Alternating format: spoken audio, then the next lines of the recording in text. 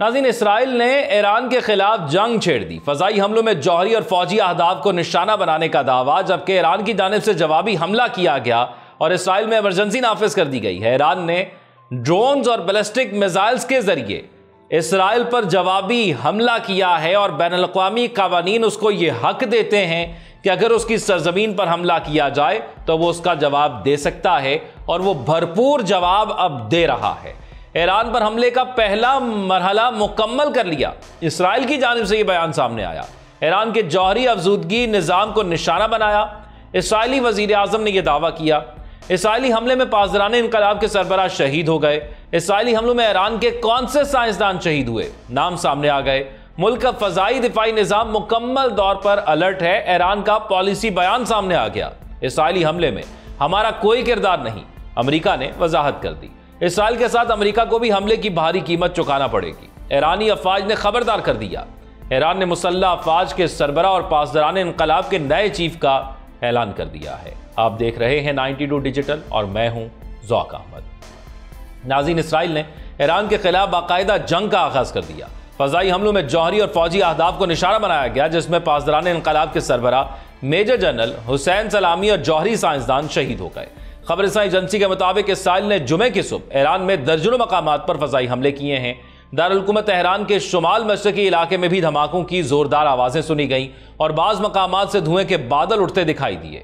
ईरानी media ने दारुल हुकूमत Tehran के शुमाली, मगरबी और वस्ती इलाकों पर हमले की तस्दीक कर दी। इसराइली वज़ीर दिफा ने ऐलान किया कि इसराइल ने ईरान पर पेशगी हमला कर दिया है, मुल्क में हंगामी हालत नाफिज कर दी है। इसराइली फौजी अहदेदार के मुताबिक इसराइल जौहरी और फौजी अहदाफ को निशाना बना गया। इसराइल ने ईरान में दर्जनों मकामात को निशाना बनाया। इसराइली फजाइया के दर्जनों लड़ाका तैयारों ने हमले में हिस्सा लिया। अमरीकी अखबार का दावा है कि इसराइल की जानिब से ईरान की फौजी क़यादत की रिहाइशगाहों समेत 6 फौजी तंसीबात को निशाना बनाया गया। ईरानी मीडिया ने तस्दीक की है कि इसराइली हमले में पासदाराना इनकलाब के सरबराह मेजर जनरल हुसैन सलामी और जौहरी साइंसदान फरीद अब्बासी और मोहम्मद मेहदी शहीद हो गए। ईरानी सरकारी टीवी ने कहा है कि तेहरान में पासदाराना इनकलाब के सदर दफ्तर को इसराइल ने निशाना बनाया। ख़तमुल अंबिया हेडक्वार्टर के commander major general Ghulam Ali Rashid की भी इन हमलों में शहीद होने की तस्दीक कर दी गई। इसके अलावा ईरानी सुप्रीम लीडर के मुशीर और महाफिज कमांडर शमखानी भी इसराइली हमले में शदीद जख्मी हुए हैं। ईरानी सरकारी टीवी के मुताबिक तेहरान के रिहायशी इलाके में इसराइली हमले में मुतअद्दिद अफराद जाँ बहक हुए। जाँ बहक होने वालों में बच्चे भी शामिल हैं। जबकि ईरान के इसराइल पर जवाबी हमले के बाद इसराइल में इमरजेंसी नाफिज कर दी गई। शहरियों को महफूज इलाकों में रहने की हिदायत की गई है। गैर मुल्की ज़राए इब्लाग के मुताबिक इसराइली वज़ीर आज़म समेत दीगर अहम रहनुमा महफूज मकामात पर मुंतकिल हो चुके हैं। वो एक बार फिर से बंकर्स के अंदर चले गए हैं और अपने आप को बंकर्स में कैद कर लिया है। अब यहां पर मामला ये नहीं है, यहां पर मामला अब ईरान जवाब देगा तो उधर से हिजबुल्लाह भी ड्रोन उड़ाएगा, उधर से हौसी भी अब मिसाइल उड़ाएंगे और हमास भी अटैक करेगा। इसराइल एक ऐसे शिकंजे में अब फंसेगा जिससे उसका निकलना मुश्किल हो जाएगा। इसराइल में इमरजेंसी जो नाफिज की गई है, इसमें हूटर्स बजाए जा रहे हैं और फिर ईरान की जानिब से यह वाज़ेह तौर पर कहा गया है कि जिस तरह पिछले साल जब इसराइल ने ईरान पर हमला किया था और ईरान ने सिर्फ जवाबी वार करते हुए यह बताया था, ड्रोन्स भेजकर कि हम तुम पर हमला कर सकते हैं, लेकिन हम चाहते हैं इसलिए हमें बार बार ना छेड़ो। तो तब आपको याद होगा जॉर्डन ने जो मिसाइल ईरान की जानिब से इसराइल भेजे जा रहे थे उनको इंटरसेप्ट किया था, यानी उनको गिराया था। तो इस दफ़ा यह भी कह दिया ईरान ने कि अगर कोई भी मुल्क जो रास्ते में आता है, जिसकी एयर स्पेस हम यूज़ कर रहे हैं, वो हमारे किसी भी मिसाइल को या किसी भी ड्रोन को इंटरसेप्ट करता है तो एक्ट ऑफ वॉर इसको भी समझा जाएगा। जबकि इसराइली वज़ीर आज़म नेतन्याहू का यह कहना है कि इसराइली शहरियों को तवील अरसे तक पनाहगाहों में रहना पड़ सकता है, शहरी फौज की हिदायत पर अमल करें। ईरान ने जवाबी वार करते हुए इसराइल पर 100 ड्रोन से हमला कर दिया है और इसराइली फौज की जानिब से ईरानी हमले की तस्दीक कर दी गई है।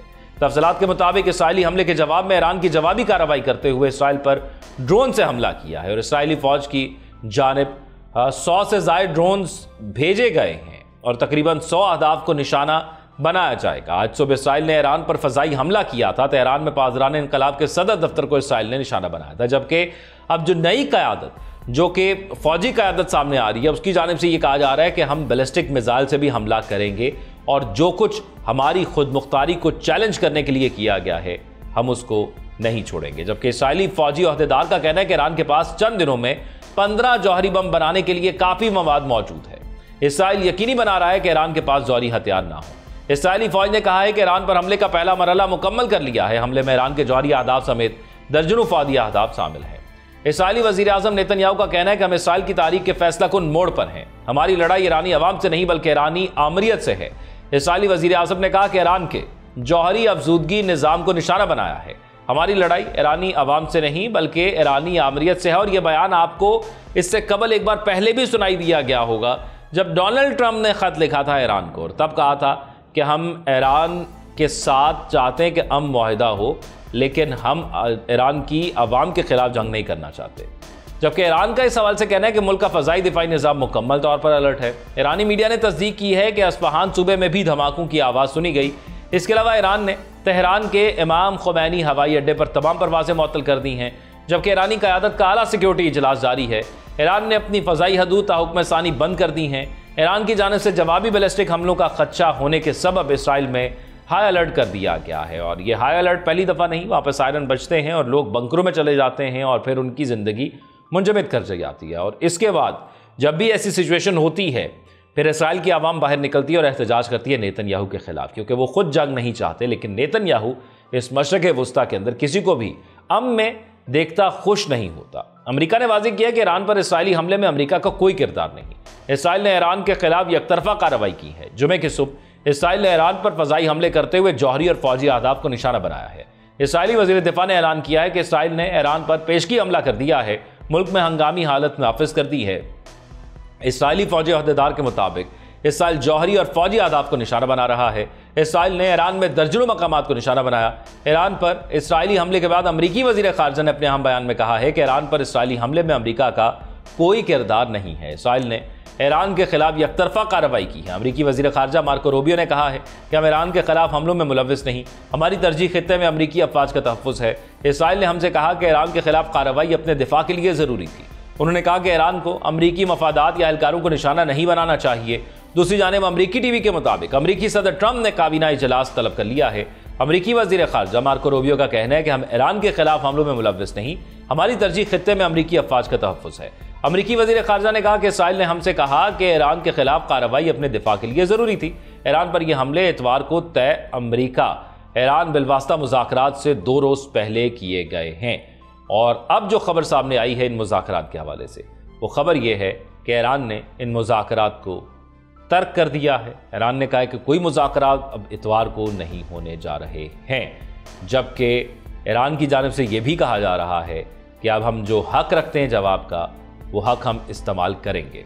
ईरानी मीडिया के मुताबिक ईरानी जौहरी तनसीबात पर होने वाले इसराइली हमलों में 6 साइंसदान शहीद हुए हैं। अब ये समझना ज़रूरी है कि जो जौहरी मुआहिदा हुआ या हो रहा था ईरान और अमेरिका के दरमियान, जिसके हवाले से 6ठा अदवार अब होने जा रहा था, ये 2015 में अमेरिका और ईरान के दरमियान तय हो गया था। लेकिन 2018 में अचानक डोनाल्ड ट्रंप को कुछ ऐसा सूझा कि उन्होंने बगैर सोचे समझे यकतरफा तौर पर ईरान के साथ कोई बात किए बगैर इसको मुअत्तल कर दिया और ख़त्म कर दिया।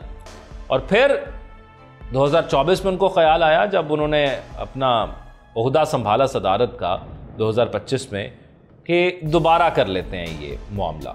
तो ये फिर मामला उन्होंने दोबारा मुज़ाकरात का शुरू कर दिया। लेकिन अब समझ से ये चीज़ बाहर है कि एक जानिब आप मुज़ाकरात कर रहे हैं, दूसरी जानिब आपने अटैक कर दिया है। क्योंकि आप जितना मर्जी कह लें कि आप इस अटैक में शामिल नहीं थे, ये सबको पता है कि इसराइल के मफादात अमेरिका के मफादात हैं। फिर जब डोनाल्ड ट्रंप ने अपना ओहदा संभाला था तो फिर नेतन्याहू मिलने गया डोनाल्ड ट्रंप को अमेरिका, और तब भी जाकर उसने यही कहा कि हमें अटैक करना चाहिए ईरान पर। लेकिन डोनाल्ड ट्रंप ने कहा मुज़ाकरात से बात करते हैं। और फिर अब जब मुज़ाकरात चल रहे थे तो गुज़िश्ता हफ्ते एक टेलीफोनिक रब्ता हुआ डोनाल्ड ट्रंप और नेतन्याहू के दरमियान, और उसके बाद फिर आज ये कार्रवाई देखने को मिली। वैसे एक चीज़ तो वाज़ेह हो गई है, हमने भारत और पाकिस्तान की जंग में भी देखा और अब इसराइल और ईरान की जंग में भी देख लें कि ये जो बुज़दिल दुश्मन है जैसा इसराइल है, इसने रात की तारीकी में हमला किया। ईरान जो जवाब दे रहा है, जिस तरह पाकिस्तान ने दिन के उजाले में जवाब दिया था, ईरान भी दिन के उजाले में जवाब दे रहा है। और वो बता रहा है कि यह ऐसा जवाब होगा कि जो सदियों तक याद रखेगा इसराइल। लेकिन एक दूसरा मामला भी है कि क्या कोई सालिस आएगा बीच में। हाँ, अमेरिका सालिस के तौर पर आएगा और इस जंग को रुकवाएगा। कब? अहम सवाल यह है। वो तब आएगा जैसे हमने इंडिया को एक बड़ी चपेट मारी उनके मुंह पर, और फिर अमेरिका को लगा कि जो उसका इत्तेहादी था वो कमज़ोर पड़ गया, तो फिर वो सालसी कराने के लिए आ गया। इसी तरह इसराइल ने अटैक किया, तो ख़ास अमेरिका की जानिब से कुछ नहीं किया गया, लेकिन अब ईरान जब जवाब दे रहा है और जब वो देखेगा कि इसराइल कमज़ोर पड़ रहा है, तो फिर वो आएगा भागा भागा डोनाल्ड ट्रंप और कहेगा कि देखो जी, मैंने दो ममालिक के दरमियान सालसी करवा दी और फिर मैंने एक ईरान और इसराइल के दरमियान भी सालसी करवा दी है। लेकिन तब तक शायद देर हो जाएगी। हम जो वर्ल्ड वॉर 3 की बात करते हैं, आपको पता है कि ब्लॉक्स क्या हैं। अगर अमेरिका इसराइल ब्लॉक अपने आप को मजबूत करने की कोशिश कर रहा है, तो इधर चाइना और रशिया का ब्लॉक है जो हालिया दिनों में पाक भारत जंग के अंदर बता चुका है कि अब अमेरिका के ब्लॉक कमज़ोर हो गए हैं। तो अब सब नज़रें उधर हैं कि वो किस किस्म का अपना एका दिखाते हैं या अपनी सपोर्ट ईरान को दिखाते हैं। तो ये आने वाले चंद घंटे बड़े ही क्रूशल हैं और हम आपको ताज़ा तरीन जो भी अपडेट्स होंगी उससे आगाह करते रहेंगे। आप अपनी राय से कमेंट सेक्शन में आगाह कीजिएगा। अपना ख्याल रखिएगा। अल्लाह हाफ़िज़।